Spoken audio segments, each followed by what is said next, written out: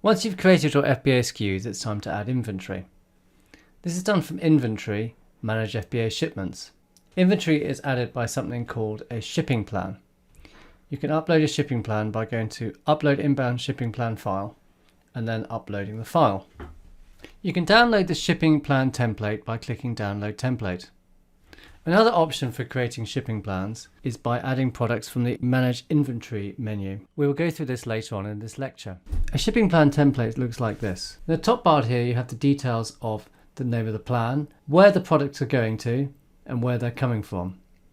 It's important that the ship from country is in the format of a 2-letter country code, DE in this case, because it's going to Germany. In the lower part we have the SKUs you want to send up, the number of units per case, the number of cases and the total quantity of items.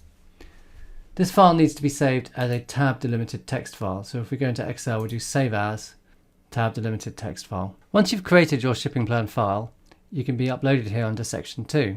So we choose the file and upload the file. You'll then see the progress of your uploaded file. If you refresh it,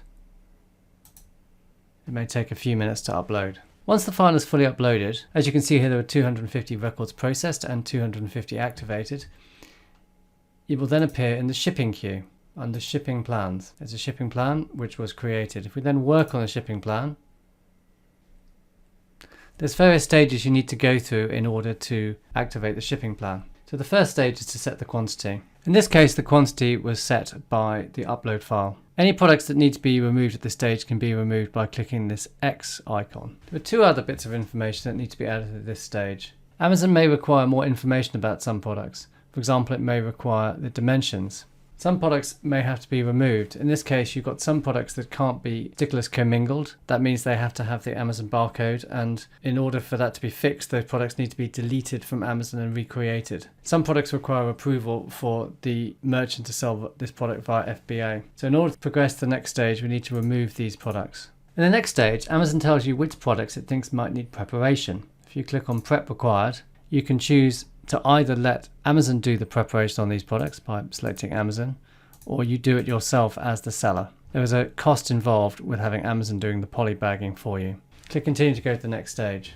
The next stage tells you which products need to be rebarcoded. Amazon requires certain products that cannot be commingled to have an Amazon barcode affixed. This can either be done by the seller, or you can let Amazon do it, to which there is a fee applied. At the bottom of the page, you can print out the labels for all the products on this page. Click Continue to show that you have processed this information. The next step is to review the shipments. We can see here that our plan has been divided into 3 different shipments. One with 4 SKUs, one with 242 SKUs, and one with 1 SKU. Once you've accepted the shipments, you're taken to a View Shipment page. From here you work on each individual shipment separately. If we click on Work on the Shipment, if we need to review and modify the units, we click on this button here. You can choose between 2 different delivery services. First is the small parcel service, that is courier-sized individual parcels, or if you are shipping pallets, then you can click on this less than a truckload option here. You can choose your Amazon partner carrier, which do tend to be good value, or you can choose your own carrier. Down here you need to choose how the shipment is being packed. If everything is in one box, then you just need to tell Amazon what that box weight is and what the box dimensions are. If you've got more than 1 SKU per box, you can provide Amazon with a 2D barcode which sticks on the front of the box and gives Amazon information as to what is in that box. If you fill the information here, it will create the barcode for you. You can use a web form telling Amazon exactly which products are in this box. You can upload a file which has a packing list for each box, or you can let Amazon manually process the box, for which there will be a fee. For the purposes of this demo, if I select everything in one box, add the box weight and the dimensions and then confirm, I then need to press calculate to calculate the delivery charges. €4.73 to ship from the UK to Germany, that's pretty good. If we then agree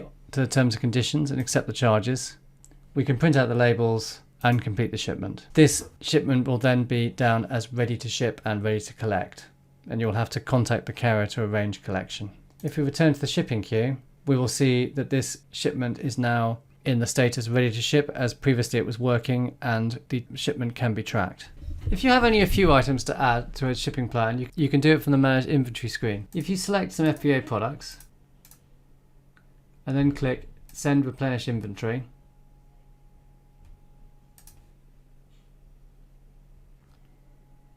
You can create a new shipping plan using these products, or you can add them to an existing plan.